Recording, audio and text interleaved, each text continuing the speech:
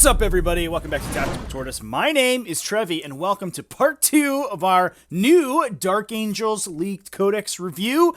In the last video, we went over all of the stratagems and faction abilities for the new Dark Angels, and now we're going to be going over all of their other pregame stuff. So Warlord Traits, Relics, Psychic Powers, their special secondary objectives, all that stuff is going to be in this video. It's all good stuff, so let's just jump right into it. In the next video, we're going to be talking about the data sheets and how the units have changed and how they work together with all these new abilities specifically, so stay tuned for that one, and enjoy.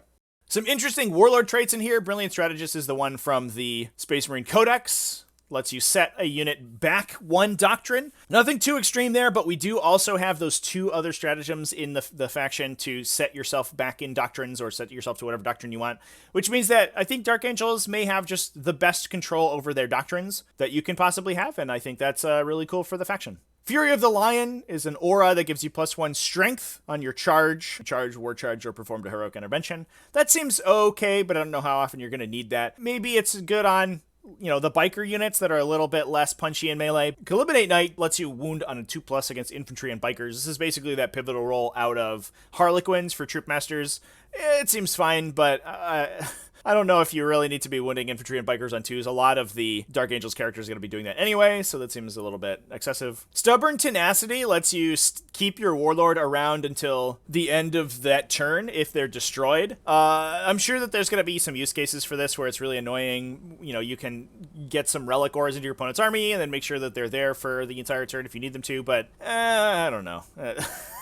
Maybe just try to keep your characters alive. Decisive Tactician is, I think, a very important one. Gives you +1 to advance and charge for Dark Angel's core units within 6 inches of the Warlord. This is one of the parts of a combo you can get a passive +2 to charge as well as +1 to advance, and I think it really helps you deliver those Deathwing Terminators out of Deep Strike. Now, one thing to keep in mind is that this does not stack with Canticle of Hate, since Canticle of Hate specifically doesn't stack with anything else that buffs charges. So you are basically going to be capped at +2 to charge, I think, as far as I can see, forever. But if you do take a successor chapter and you decide to give up the +1 to hit if you stand still, you can also pair this with Hungry for Battle and make the majority of your army +2 to advance and charge. And that's a point at which I think you can start making longer charges a lot more consistently, especially since you still have like CP rerolls in the bank for that. Honor of the First Legion gives you 6-inch heroic interventions with the Warlord, so that seems okay as well. And we have some specific Warlord traits for Ravenwing and Deathwing specifically. For Ravenwing, we get lightning fast reactions, which is just that's just the Eldar strat, right? And it also makes you -1 to be hit, so yeah, it is just the Eldar strat. Master of Maneuver lets you fall back, shoot, and charge. These are both only affect the Warlord himself, so I'm not sure that how much you're going to see them, but you know, it's nice to have them in there. Watched for Deathwing has not changed, gives you an automatic deny within 24 inches of the Warlord. This one is really excellent, and especially with how devastating psychic powers, especially smites and things, can be for Deathwing Terminators. They're so difficult to kill with just shooting at them. So giving them a little bit of extra defense against psychic powers is really important, and it makes your opponent have to play super cagey with their psychers, because if they ever really need a power to go off, if they're ever trying to get, you know, a clutch Twilight Pathways or a clutch Warp Time that they really need to alpha strike you super hard, and you automatically deny it with Watched, that could be the end of the game right there, honestly. So I really like Watched, and I think this has always been a really good Warlord trait and will continue to be so. Inexorable is -1 to be damaged. That seems fine. I think more offensively oriented Warlord traits are typically going to be a little bit better than the defensive ones, but we'll see how it ends up. Next up, we're moving to the Psychic Discipline for Dark Angels, and a lot of Dark Angels players, when they got their index supplement on Warhammer Community, were a little upset that the Enteromancy Discipline was removed, essentially, from the subfaction for a little while. But holy crap, is it back in a big way. This is an incredible set of powers, so let's talk about them. Mindworm is a pretty decent one, deals a mortal wound to something within 18. And interestingly, most of these don't require line of sight, so you can hide your librarians, you know, behind a wall or whatever and start pumping out these powers really quickly, and this is one of them. It automatically does a mortal wound, so it is an offensive power that wounds you and doesn't require line of sight, which is pretty good. We've seen those used a lot in Eldari, and they've always been strong. And in addition, the unit fights last, so sweet. All right, we're in.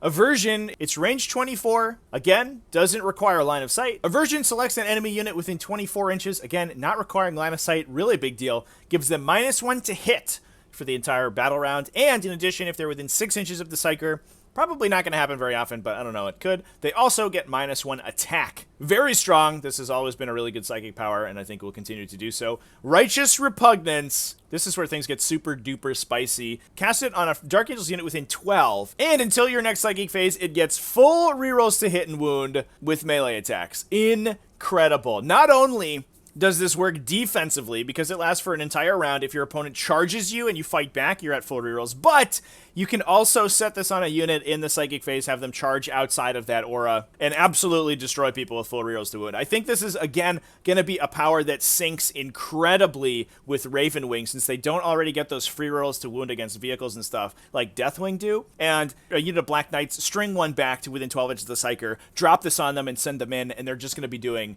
I mean, not massive damage because their melee weapons aren't incredible, but full rerolls suddenly means that the sort of mediocre damage output of these biker units is going to be multiplied exponentially.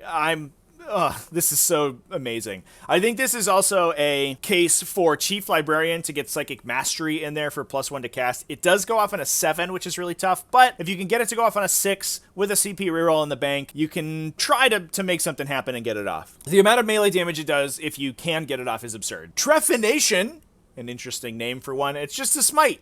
It's an 18-inch range smite. This one does require you to be visible to the Psyker, so this is the one exception from that rule. And it deals D3 mortal wounds. Sometimes it deals a flat 3 instead, if you sort of basically super smite. It also, it's a warp charge of 5. These smite replacement powers have always been good because you can use them in addition to smite. They don't increase the warp charge on your smites. You're going to be able to bring a couple of librarians if you really want to, and there's multiple ways to deal mortal wounds with them, which is amazing. Engulfing Fear. This is a style of psychic power we're seeing come into psychic disciplines recently, which I think is really interesting. It removes objective secured, gives you -1 leadership, and if it goes off higher than your leadership, so kind of a super engulfing fear, you also can't perform actions.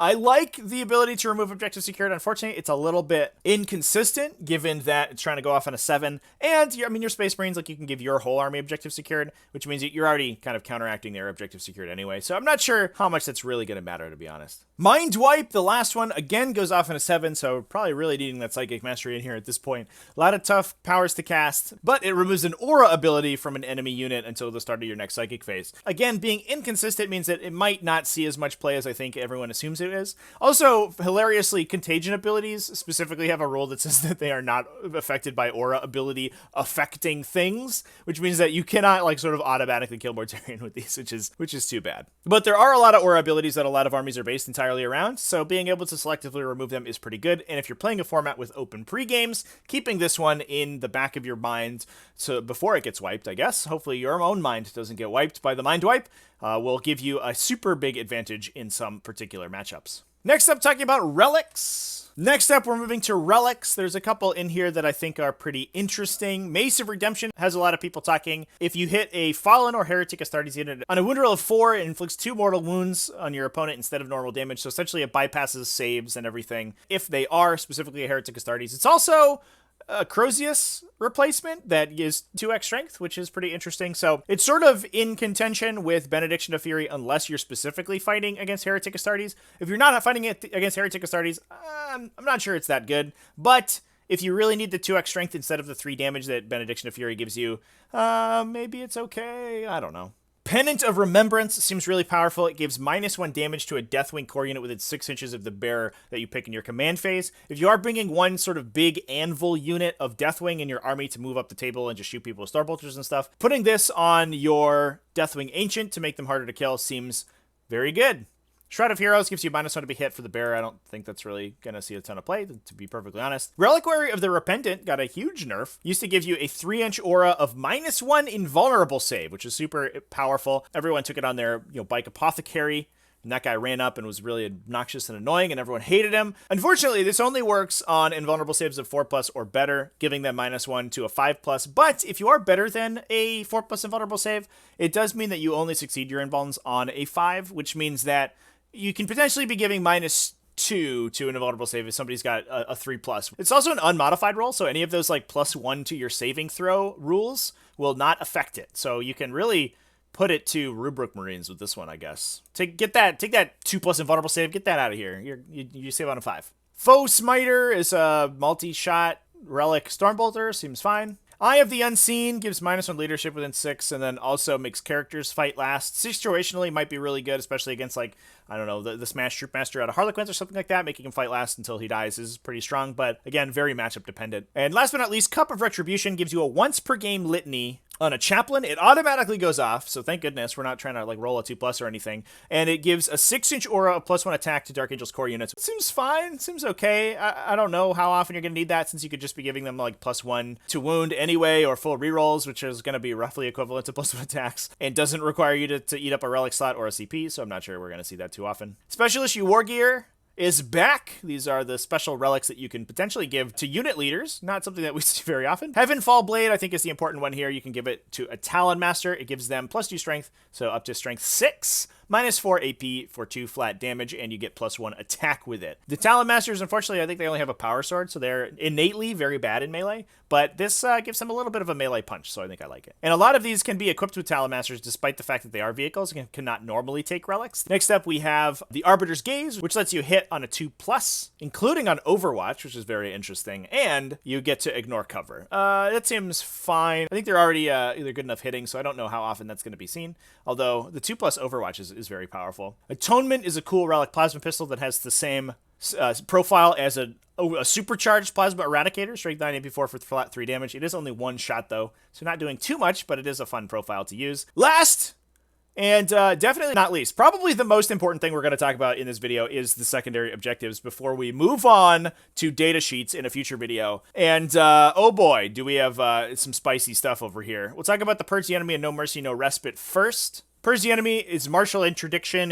It's a dual secondary. You and your opponent both pick a character, and you get points for blowing up the character, and even more if you kill it with the character that you picked. These secondaries are almost always bad. Your opponent always has some idiot, like Inquisitor, they can sit in the back of their table, and you're never going to get to. So this is a really good way to score, like, 3 VP on a secondary and then probably lose the game. So just ignore this one. Death on the Wind is, I don't know, a little bit more of an interesting one. You get 2 victory points each time an enemy unit is destroyed by a Ravenwing model that moved 12 inches or made a charge move on that turn. Interestingly, that means that you do not score points for destroying enemy units on your opponent's turn, which is not a great place to start. Also, it's only Ravenwing models. You have to move, which you probably will be doing most of the time anyway. This seems interesting if you are building like an entire army around Ravenwing, because most of your Ravenwing army is going to be moving 12 inches every turn anyway. But unfortunately, only 2 VPs means you have to destroy 8 units with Ravenwing models over the course of the game to max it, which seems a little bit tough. So if you're not building like a 80%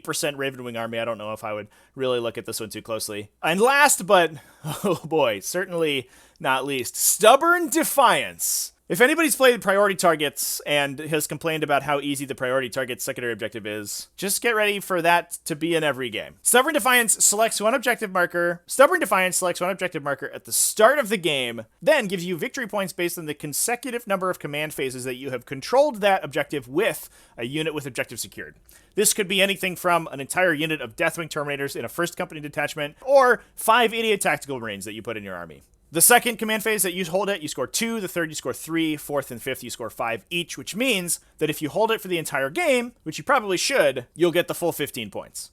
If you do lose it, however, it can set you back quite a bit, because if your opponent controls it at the start of your command phase, you won't score then. You have to clear them, then hold it again, and restart the count, essentially. So if your opponent comes in on turn 1 or 2 and grabs it, you could be only down to, I don't know, 5 or 8 points on the secondary just from that one move. So there is a lot of counterplay. However, it being your home objective that's going to be the most heavily defended, it's going to be very difficult for your opponent to get stuff in there to do that. And I mean, honestly, you should be making it difficult for them. This is a little bit matchup dependent because of that kind of inconsistency. If you're playing against something super duper fast like Tyranids or Harlequins, they're going to be able to get models into your deployment zone very quickly. And a lot of times they're going to be able to get a lot of objective secured models into your deployment zone to disrupt your control of that objective. But if you're playing against other Space Marines or a lot of slower, tankier armies, you know, Death Guard comes to mind, this is going to be an incredible secondary, and it allows you to score your battlefield supremacy, your maneuver secondary, while remaining in your deployment zone hunkered down. You don't have to move out to score engage in all fronts, to score line break, or anything like that. You can really castle up in your own deployment zone.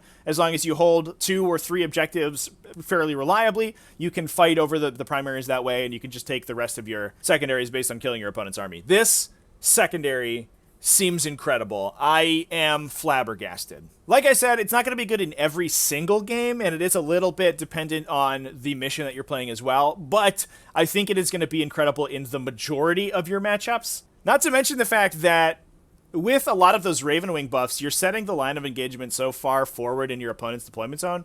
You know, you're taking Outriders or Black Knights and running them up the table turn 1. If you get first turn, you're charging into their deployment zone, or you're just taking cover behind the terrain that's in the center of the board, and your opponent has a tough time moving through that onto your objective in your home deployment zone. Also, you get to choose at the start of your command phase. You don't have to choose, like, before the game or anything. So if you have a split scenario and your opponent deploys heavily on one side, you can just refuse to flank them and pick your Stubborn Defiance objective on the other side of the table and be like, nah, there's like a tactical squad over here that's going to score me 15 points.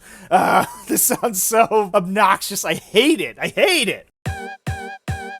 Anyway, Dark Angels are looking pretty good. Stay tuned, dear viewer, for a review of all the data sheets in the new Dark Angels Codex. This is an exciting time, and I am hoping that Dark Angels do shake things up a little bit, although I mean, they were probably already the best Space Marine faction. This is just going to make them even better. But given that they are a Space Marine faction now, they are going to be helping out the Space Marine win rate, I think, with these new releases. I don't think any of the stuff in this Codex is particularly broken. I mean, it is still Space Marine stuff. It's just sort of slightly better Space Marine stuff than Space Marines already had. So I wouldn't go, you know, complaining online about how you're never going to be able to beat Dark Angels or whatever. I do think they're going to be very strong, probably a tier 1 or tier 2 army, but I still don't see how they fight through like the super duper hard hitters of the meta game. Thanks again for watching, everyone. Big thanks to my patrons over at patreon.com/tacticaltortoise for making content like this possible with their support. I really appreciate it. Again, you can join them at patreon.com/tacticaltortoise. We're gonna have some additional benefits opening for Patreons pretty quickly, or pretty shortly in the not too distant future. So if you want to get news of those, go over and follow the Patreon page, and you can hear about them when I post about them, which will be sick. As always, everyone, thanks for watching to the end of the video. Remember to keep it classy, folks, and have happy wargaming.